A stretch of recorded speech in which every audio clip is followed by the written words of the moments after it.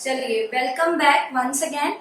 तो काफी देर से हम नेशनल इनकम का टॉपिक चल कर रहे थे, फिर उसके बीच में से एक ब्रेक आ गई।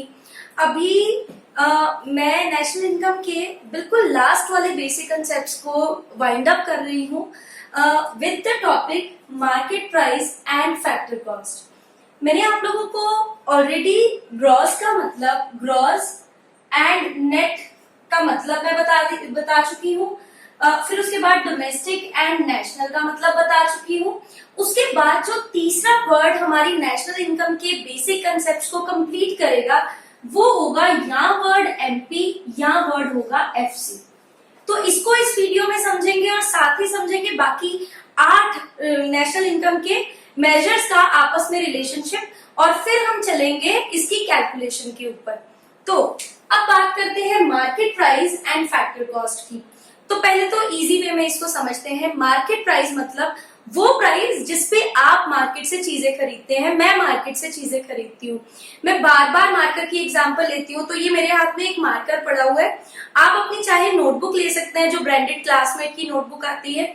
एक्चुअली इसलिए ब्रांडेड बोल रही हूँ कि उसके नीचे उसका प्राइस लिखा होता है और प्राइस के नीचे छोटा छोटा करके एक चीज लिखी होती है, इंक्लूसिव ऑफ ऑल टैक्सेस। बस मेरे को वही चाहिए। तो मार्केट प्राइस मतलब जो चीजों का प्राइस हम लोग पे करते हैं उसे हम बोलते हैं मार्केट प्राइस। दूसरी तरफ हुआ फैक्टर कॉस्ट। फैक्टर कॉस्ट का मतलब क्या है?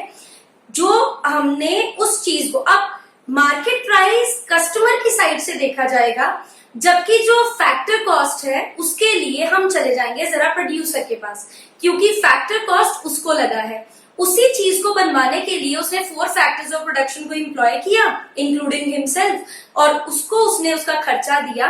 तो वो होगा factor cost. Land, labour, capital, entrepreneurship का खर्चा इज फैक्टर कॉस्ट। अब यहाँ पे दोनों में से पहले मैं हर बार बताती हूँ कि बड़ी चीज कौन सी है, छोटी चीज कौन सी है। तो यहाँ पे बड़ी चीज आप मार्केट को देखो और एक फैक्ट्री को देख लो। एक मार्केट तो होगी बहुत बड़ी मार्केट, जबकि एक फैक्ट्री एक छोटा पार्ट होगा। तो पहले यहां से क्लियर हो जाना चाहिए कि जो मार्केट प्राइस है वो है बड़ी चीज और फैक्टर कॉस्ट है छोटी चीज। ठीक है, अब इसको याद रखने का तरीका क्या है और इन दोनों के बीच में रिलेशनशिप क्या है। जैसे इन सबके बीच का रिलेशनशिप हम पढ़ चुके हैं विद वेरी इजी एग्जांपल्स। अब आते हैं जरा एमपी और एफसी के बीच में। मैंने अभी अभी बताया था कि जब भी आप मार्केट में जाते हो तो मार्केट में आपको जो भी प्राइस देना पड़ता है उसके नीचे एक टर्म लिखी होती है, इंक्लूसिव ऑफ ऑल टैक्सेस। उसकी डिटेल आपको नहीं पता होती, बट आप उसको पे कर रहे हैं। यही आपके बीच में रिलेशनशिप है। जब चीज फैक्ट्री के अंदर प्रोड्यूस करी जाती है तो उसके ऊपर कोई टैक्स नहीं होता, प्योर चीज है वो। ठीक है, और जैसे ही वो मार्केट में शिफ्ट कर दी जाती है, मार्केट के अंदर इनडायरेक्ट टैक्स उस चीज के ऊपर लगा के आपको बेच दी जाती है, क्योंकि प्रोडक्शन के ऊपर टैक्स लगा। अब क्योंकि वो प्रोडक्शन तो तुम करने वाले हो, तुम्हारे लिए वो चीज बनाई गई, तो वो प्रोड्यूसर अपनी पॉकेट में से क्यों देगा? ठीक है, लगाया उसकी प्रोडक्शन पे गया, शिफ्ट तुम पे कर दिया गया। तो मैं आगे भी बता चुकी हूँ, ऐसे सिस्टम को हम बोलते हैं इनडायरेक्ट टैक्सेस। अब इसके बीच में रिलेशनशिप बिल्कुल एग्जैक्टली यही वाला रिलेशनशिप है इनके बीच में, दैट इज इनडायरेक्ट टैक्सेस। इतना समझ लगा? But not only indirect taxes, this will be net indirect taxes. अब ये नेट इनडायरेक्ट टैक्सेस क्या है? सी, मान लो कि एक प्रोड्यूसर के ऊपर 100 रुपीज का टैक्स इंपोज कर दिया गवर्नमेंट ने। ठीक है, क्योंकि उसने प्रोडक्शन करी है तो उसके ऊपर टैक्स तो लगेगा ना। तो गवर्नमेंट ने उसके ऊपर 100 रुपीज का टैक्स पे कर दिया, लगा दिया, जो उसे पे करना है दैट इज 100 रुपीज। अब उसको गवर्नमेंट की तरफ से कुछ छूट मिल जाती है, क्योंकि हो सकता है वो डीमेरिट गुड्स नहीं प्रोड्यूस कर रहा है, मेरिट गुड्स प्रोड्यूस कर रहा है, या फिर मैं ये बोलूं कोई एग्रीकल्चर प्रोडक्ट वो प्रोड्यूस कर रहा है, या फिर हम ये चीज बोलें कि कोई वो ऐसा प्रोडक्ट बना रहा था जिसके लिए जो एक इंपोर्ट कंपीटिंग इंडस्ट्री है, मतलब गवर्नमेंट के, हमारी कंट्री के बेनिफिट के लिए वो चीजें प्रोड्यूस कर रहा था। तो गवर्नमेंट उसको मोटिवेट करने के लिए उसको कुछ छूट दे देती है। ऐसी छूट को हम बोलेंगे सब्सिडी। वो कहता है कि मैंने तेरे ऊपर 100 रुपए का टैक्स लगाया, चल एक काम करता हूँ, उसके बीच में से मैं 5 रुपए की तुझे छूट दे देता हूँ, तो नेट जो मुझे पे करना पड़ा गवर्नमेंट को टैक्स, दैट इज 95। ये 95 will be the relationship between market price and factor cost. तुम्हें ये चीज पता लग ही चुकी है कि बड़ी चीज क्या है मार्केट और छोटी चीज क्या है फैक्ट्री। तो आप जब छोटे से बड़े की तरफ जाओगे या बड़े से छोटे की तरफ जाओगे, जैसे मार्केट प्राइस से मैं फैक्टर कॉस्ट पे जाऊंगी तो बड़े से छोटे की तरफ जाऊंगी तो मैं सब्ट्रैक्ट कर दूंगी इससे। जब मैं छोटे से बड़े की तरफ आऊंगी तो मैं इसे ऐड कर दूंगी। और तुम्हें पता लग गया कि नेट इनडायरेक्ट टैक्स को हम सब्ट्रैक्ट करेंगे और इनडायरेक्ट टैक्स को नहीं। जहां पे सब्सिडी मिलेगी उसको सब्ट्रैक्ट कर दिया जाएगा, अगर सब्सिडी नहीं है तो दैट्स ओके।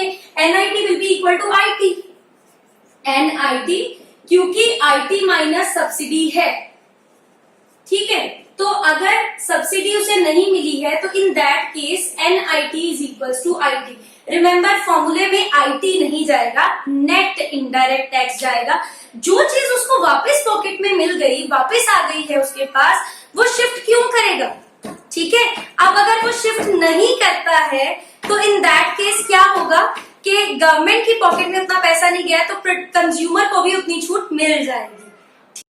चलो, अब आप लोगों को मैंने मार्केट प्राइस और फैक्टर कॉस्ट के बारे में भी बता दिया, उनका आपस का रिलेशनशिप एनआईटी से बनता है और एनआईटी खुद क्या है मैंने वो भी बता दिया। अब यहाँ पे मैं जरा ब्रेक लगा रही हूँ कि फटाफट से आपको जब भी नेशनल इनकम की कैलकुलेशन पे जाना है तो जल्दी नहीं करनी है, हमें कहीं भागना नहीं है, हमें लॉन्ग लास्टिंग पढ़ना है। तो लॉन्ग लास्टिंग पढ़ने के लिए आपको बेसिक कंसेप्ट क्लियर होने चाहिए। जो बेसिक कंसेप्ट आपको जीएन वाले पता होने चाहिए, डीएन वाले पता होने चाहिए, एमपीएन एफसी वाले पता होने चाहिए। इनके बेसिस पे अगर आपको नहीं पता है अभी भी तो मैंने ऑलरेडी इसके ऊपर वीडियोस पोस्ट करी हुई है। आप क्विकली ये वीडियोस देखने से पहले आप वो वाली वीडियोस देख के यहाँ पे एंटर करेंगे तो यू विल फील कॉन्फिडेंट, ठीक है। अब जरा जो मेरा नेक्स्ट है 8 measures of national income, 8 measures of national income. अब ध्यान से समझना कि जैसे मैंने तुम्हें पहले भी बताया था, एक्चुअली नेशनल इनकम के बहुत सारे कजन्स हैं, सिबलिंग्स कह लो, भाई बहन कह लो, कजन्स कह लो, बट ये इनमें से नेशनल इनकम तो एक कंसेप्ट, नेशनल इनकम बीच का हीरो है, ठीक है, बाकी उसके कजन्स हैं। 8 मेजर्स पढ़ोगे आप जो आपको किसी भी फॉर्म में पेपर में पूछे जा सकते हैं। क्योंकि अब तुम्हें बेसिक कंसेप्ट सबका मतलब पता है तो तुम इजीली उनका मीनिंग दे सकते हो और आपस में उनकी रिलेशनशिप भी बता सकते हो। वो कैसे मैं अभी यहाँ पे बताऊंगी। तो नेशनल इनकम के जो 8 मेजर्स हैं उसके बीच में से नेशनल इनकम क्या है, नेशनल इनकम है एनएनपीएफसी। कई बार पेपर के अंदर डायरेक्टली ये लिखा होता है कैलकुलेट नेशनल इनकम, तो तुम्हें नेशनल इनकम का मतलब नहीं पता है अगर कि वो कौन से 8 लोगों में से कौन सा वो बंदा है तो तुम किसी को भी पकड़ के ले जाओगे और तुम्हारा आंसर आ जाएगा, नहीं, तुम्हें एग्जैक्टली इस वाले बंदे को पकड़ना है। ऐसा क्यों? देखो मैंने तुम्हें बताया था कि पहले नंबर पे जो चीज आए, अब मैं पहले बताते, तुमने ये जो पढ़ा ना जी और एन, डी और एन, एमपी और एफसी, 8 मेजर्स है ना, 8 में से 4 में ये चीजें होंगी, 4 में ये चीजें होंगी। मतलब कहने का पहला वर्ड हुआ 4 बार शुरू होगा जी से, 4 बार शुरू होगा एन से, लिख लिया मैंने। फिर उसके बाद 4 बार आएगा डी, 4 बार आएगा एन, ठीक है। उसके बाद ग्रॉस डोमेस्टिक प्रोडक्ट तो देखो हर तरह का होगा, ये सारा सेम रहेगा। उसके बाद MP and FC, GDP MP, GDP FC, GNP MP, GNP FC, NDP MP, NDP FC, NNP MP, NNP FC. Hero हमेशा एंड पे आता है, ये है हमारा हीरो एनएनपी एफसी। तो अगर मेरे कंसेप्ट क्लियर है, मुझे पता है क्या है, G is gross, D is domestic, P is product at market price. Gross domestic product at market price. इसी तरह से इसी का भी नाम मैं बना लेती हूँ, net national product at factor cost. अब नेशनल इनकम हमारी नेट में ही क्यों आएगी? क्योंकि आपने डेप्रीसिएशन जो है उससे कोई प्रोडक्शन नहीं करी इस साल के अंदर, वो सिर्फ मैनेज कर रहा है एसेट को, इसीलिए हम ग्रॉस को नहीं लेंगे, हम नेट को लेंगे कि एक्चुअली कितनी चीजें बनाई गई हैं जिनकी प्रोडक्शन के कारण 4 फैक्टर्स को इनकम मिली, उन्हीं फैक्टर्स ने एक्सपेंडिचर किया। ठीक है, फिर उसके बाद नेशनल ही क्यों? नेशनल हर वो रेजिडेंट को कंसीडर करेगा, भले वो हमारी कंट्री के अंदर का है, भले वो हमारी कंट्री का होके भी बाहर काम कर रहा है, इसीलिए नेशनल। डोमेस्टिक जो है वो बड़ा नैरो व्यू पॉइंट रखेगा, सिर्फ घर के लोगों को इंक्लूड करेगा, बाहर के लोगों को इंक्लूड नहीं करेगा। At the same time domestic के टाइम पे बहुत सारे ऐसे लोग भी काउंट हो जाएंगे जो मेरी कंट्री के नहीं है, उनकी इनकम बाहर जाती है, फिर मैं उसको काउंट करके क्यों कंसिडर करूंगी? तो डोमेस्टिक और नेशनल का हुआ। अब फैक्टर कॉस्ट पे ही क्यों, मार्केट प्राइस पे क्यों नहीं? देखो, मार्केट प्राइस के अंदर तुम एक्चुअल प्राइस को व्यू नहीं कर रहे हो, तुमने उसके ऊपर टैक्सेस भी लगा दिए हैं, बट जो इनकम, देखो नेशनल इनकम की ट्रिपल आइडेंटिटी मैंने तुम्हें समझाई हुई थी, प्रोडक्ट मेथड, जब चीजें बनी तो तुमने 4 फैक्टर्स को एम्प्लॉय किया, तो तुमने 4 फैक्टर्स को जो इनकम दी वही जाके एक्सपेंडिचर करके चीजों को खत्म करेंगे। तो इसमें से टैक्सेस जो है वो इनकम कट गई, वो इनकम एक्स्ट्रा है, तो तुम सिर्फ फैक्टर कॉस्ट वाले को लोगे। इसीलिए जो नेशनल इनकम, जो हमारा हीरो है, वो है net national product at factor cost. But इसके तक पहुंचने के लिए कई सारे रास्ते हैं। ठीक है, जैसे कोई एक पर्टिकुलर एरिया है, उस तक जाने के लिए कई सारे रास्ते उस पर जाते हैं, एग्जैक्टली वैसे ही हमारे हीरो तक जाने के लिए ये 7 रास्ते हैं, और ये बहुत इजी है। अगर तुम लोगों ने इसके बेसिक कंसेप्ट्स पढ़ लिए हैं अच्छे से, तो तुम्हें कहीं पे भी दिक्कत नहीं आएगी। अब जैसे मैं इनका रिलेशनशिप तुम्हें बताती हूँ, तुम प्रैक्टिस कर सकते हो उसकी। जैसे मान लो जीडीपी एमपी, तुम मार्केट के अंदर जो वर्ड ज्यादा वो देखते हो ना, जीडीपी का इतना % होना चाहिए, फिस्कल डेफिसिट 3% होना चाहिए, ये ज्यादा हो रहा है, तो एक्चुअली ये टर्म को हम लेके चलते हैं कि ग्रॉस इंक्लूडिंग डेप्रिसिएशन हमारी कंट्री के अंदर, सिर्फ हमारी कंट्री के अंदर, हम रेजिडेंट्स की इनकम को भी नहीं काउंट करते हैं, कितना मार्केट प्राइस पे चीजें एक साल के अंदर प्रोड्यूस करेगी, that is what known as GDP MP. अब मान लो मुझे एनएनपीएफसी, जो कि हमारा हीरो है, जो कि हमारी नेशनल इनकम है, उस तक जाना है, तो मैं क्या करूंगी?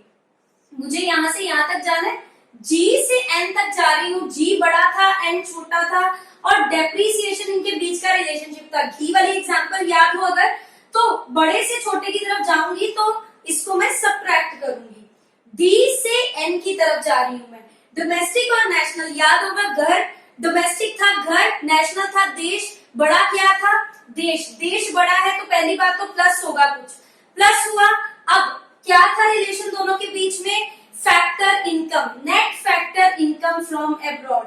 उसके बाद मार्केट प्राइस, फैक्टर कॉस्ट। अब मार्केट प्राइस बड़ी है, मार्केट बड़ी, फैक्ट्री छोटी, और बड़े से छोटे की तरफ जाऊंगी तो मैं सबट्रैक्ट करूंगी। मार्केट में लगते हैं टैक्सेस, मम्मी कभी भी घर पे खाना बना के ये नहीं कहती ले बेटा बिल उठा और इसके साथ टैक्सेस भी पे करेगा। और अगर तुम बाहर चले जाओ तो तुम्हें वो ये नहीं कहेगा कि ऐसा कर, कोई बात नहीं, तू तो मेरा रिश्तेदार लगता है या बनने वाला रिश्तेदार है, ये पकड़, ये चीज ले, इसके ऊपर 2 रुपए टैक्स लगाओ तो टैक्स मत दे। नहीं, ऐसा नहीं होता है। तो in that case NIT, net indirect tax को मैं सबट्रैक्ट करूंगी, बस पहुंच गई मैं।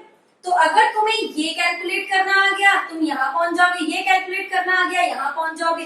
तो अब अगर तुम्हें, अब हमारी कैलकुलेशन के अंदर जो फॉर्मूले का पार्ट बनेगा दैट इज डिफरेंट, ठीक है, पर मुझे अब के लिए ये रिलेशनशिप तो समझ लग गया भाई, सीधी सीधी बात में, कि अगर मुझे जीडीपी एमपी कैलकुलेट करने को बोला है, दूसरी तरफ एनएनपी एमपी एफसी कैलकुलेट करने को बोला है, तो कोई दिक्कत नहीं, एक भी निकल गया तो मुझे बाकी सारी चीजें कैलकुलेट करनी आती है। एक और चीज कैलकुलेट करके दिखा देती हूँ, कोई भी एक उठाओ, 8 लोगों में से कोई भी एक उठाओ। मैं वैसे इसका एक ना बड़ा अच्छा चार्ट बनाती हूँ, आप उस चार्ट को बना सकते हो अपनी प्रैक्टिस के लिए। जैसे मैंने तुम्हें बोला 4 चीजें होंगी, अगर आपको दिख नहीं रहा हो तो I am very sorry. GDP MP, GNP MP, GDP FC, GNP MP, GNP FC, ठीक है। फिर उसके बाद एन पे आ जाते हैं, पहले वर्ड पे N, NDP MP, NDP FC, NNP MP, NNP FC. ये बने 8 चीजें, 8। ये रहा तुम्हारा हीरो। अब तुम कहीं पे भी जा सकते हो, जैसे मान लो मुझे यहां से यहां तक जाना है, मैं डिफरेंस देखती जाऊंगी, वर्ड का वर्ड कर से डिफरेंस। जी से एन तक जाना है मेरे को, जी बड़ा एन छोटा माइनस डेप्रिसिएशन। डी से डी तक जाना है, कोई चेंज ही नहीं है तो कुछ भी नहीं बदलेगा। एमपी से एमपी जाना है, कुछ नहीं बदलेगा, इसका मतलब इन दोनों के बीच का डिफरेंस क्या हो गया, डेप्रिसिएशन। और इसको लिखना भी सिखा देती हूँ। कई बार बच्चे ऐसे बना लेते हैं, जब लिखने की बारी आती है तो लिख ही नहीं पाते। तो एक ऐसे बड़े सिंपल, मेरे को यहां तक जाना था ना, मतलब ये मेरा आंसर है, एनडीपी एमपी मेरा आंसर था। जाना कहां से था, ये जीडीपी एमपी से, और इनके बीच का रिलेशन क्या था, माइनस हो रहा था, बस माइनस डेप्रिसिएशन लिख दो, एज सिंपल एज दैट। अब एक और लास्ट करके दिखाती हूँ, फिर आप अपना चार्ट खुद बनाइए और खुद इसको सॉल्व करिए। जी से एन तक जाना है, जी से एन तक जाना मतलब वर्ड का डिफरेंस आ गया ना, वर्ड का डिफरेंस आया, जी से एन तक जाना है, तो मुझे पता है जी बड़ा होता है, एन छोटा होता है, डी के बीच में से निकलती है डेप्रिसिएशन, और हुआ माइनस डेप्रिसिएशन। एन है और एन है तो कोई डिफरेंस नहीं है एज सच। एफसी से एमपी पे जाऊंगी, फैक्ट्री से निकल के मुझे मार्केट में जाना है, मार्केट बड़ी है तो पहली बात तो प्लस होगा। अब क्योंकि फैक्ट्री के अंदर टैक्स है नहीं, वहां पे जाके टैक्स लगता है, और कैसा टैक्स लगता है, इनडायरेक्ट टैक्स, कुछ बच जाए तो वापस मिल जाता है, तो इसलिए एनआईटी, तो ये हुआ एनआईटी। तो कैसे लिखूंगी मैं, मेरा आंसर क्या है, ये एनएनपी एमपी मेरा आंसर है। और जाना कहां से शुरू किया, जीएनपीएफसी से, पहले हुआ माइनस डेप्रिसिएशन, प्लस हुआ एनआईटी, तो लो जी हमारा निकल गया आंसर। तो अब तुम्हें ये चीज पता लग गई है, दिमाग में 2-3 चीजें रखो। अगर तुम्हें सारे बेसिक कंसेप्ट का मतलब पता है तो तुम्हें कहीं रट्टा लगाने की जरूरत नहीं है कि मुझे यहां से यहां जाने के लिए ये करना है। आप सिंपली तीनों पिछली वीडियोस देखिए, ताकि आपको कहीं दिक्कत ना हो कि कैसे एक मेजर से दूसरे मेजर पे जाना है, ठीक है। अब जब तुम्हें मेजर्स क्लियर होंगे, और याद रखना कभी भी तुम्हें वो, अगर वो नेशनल इनकम बोल के नहीं बताते हैं, वो सिंपल कह देते हैं एनएनपीएफसी निकालो, तो तुम्हें पता है कि चलो ठीक है ये नेशनल इनकम, बट अगर उन्होंने यही बोल दिया नेशनल इनकम है, तो इन सारे कजन्स में से ये है हमारा हीरो एनएनपीएफसी। क्यों है ये भी मैं तुम्हें बता चुकी हूँ। अब हम नेक्स्ट इसकी कैलकुलेशंस करने पे चलेंगे। That's it, all the best. अब नेशनल इनकम हमारा फाइनली नेशनल इनकम की अब नेक्स्ट टाइम से हम कैलकुलेशन शुरू करेंगे, तीनों मेथड्स की एक एक वीडियो। Thank you.